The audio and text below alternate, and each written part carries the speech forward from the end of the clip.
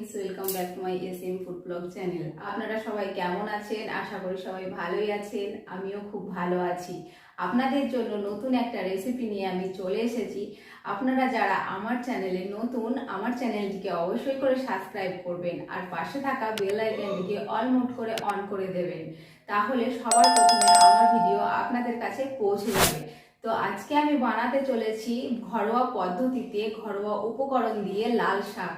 তো লাল শাক কিভাবে বানাতে হয়, কি কি উপকরণ লাগে, আমি কি কি উপকরণ দিচ্ছি, আপনারা পুরো ভিডিওটা আপনারা দেখতেই পাচ্ছেন। আমি লাল শাকটাকে খুব সুন্দর করে ধুয়ে বেছে জিরি করে কেটে নিয়েছি।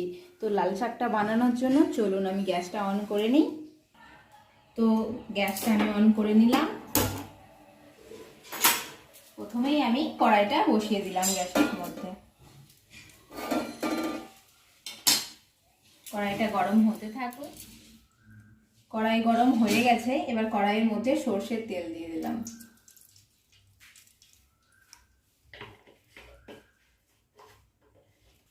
তেল গরম আমার হয়ে গেছে। এবার আমি ফোড়নের জন্য অল্প পরিমাণ কালো জিরে, কয়েকটা কাঁচা লঙ্কা আর কয়েকটা রসুনের কোয়া দিয়ে দিলাম। এটা নেড়ে চেড়ে নিতে হবে।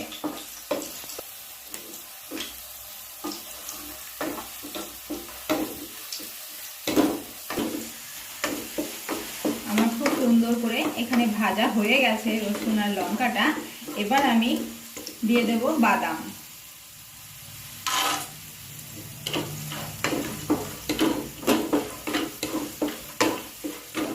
খুবই অল্প সময়ের মধ্যে আমাদের কিন্তু লাল শাক রেডি হয়ে যাবে। আপনারা বাড়িতে অল্প সময়ের মধ্যেই তৈরি করে নিতে পারবেন। খুব সুন্দর রংটা এসেছে। এবার আমি কুচিয়ে রাখা লাল শাকগুলোকে দিয়ে দেব তেলের মধ্যে।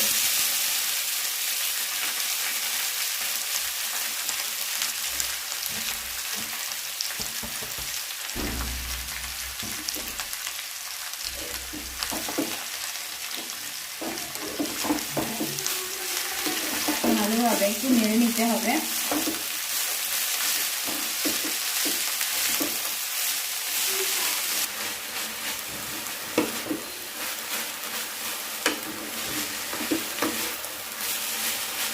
এবার আমি দিয়ে দেব পরিমাণ মতো হলুদ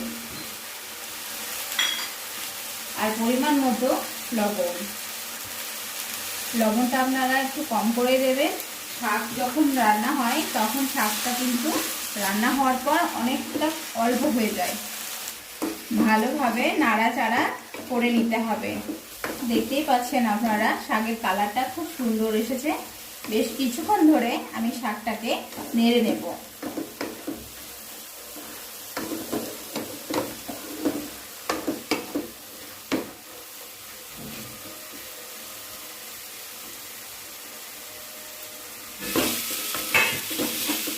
আপনারা দেখতেই পাচ্ছেন আমার লাল শাকটা প্রায় হয়ে এসেছে।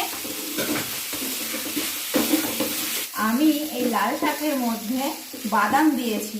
আপনারা চাইলে চিংড়ি মাছ বা নারকেল কুড়েও দিতে পারেন, তাতেও শাকের টেস্টটা অসাধারণ আসে।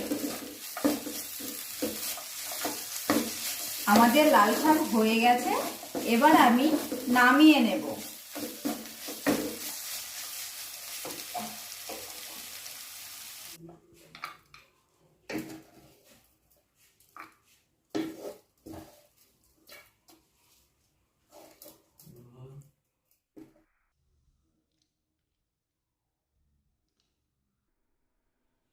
তো আপনারা দেখতেই পাচ্ছেন আমি অল্প সময়ের মধ্যে ঘরোয়া পদ্ধতিতে লাল শাক তৈরি করে নিয়েছি।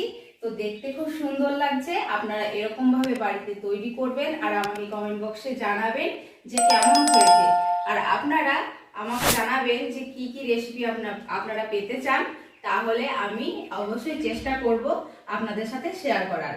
তো এই ভিডিওটি ভালো লাগলে লাইক, শেয়ার, কমেন্ট করবেন আর অবশ্যই করে সাবস্ক্রাইব করবেন আর পাশে থাকা বেল আইকনটি অল মোড করে অন করে দেবেন।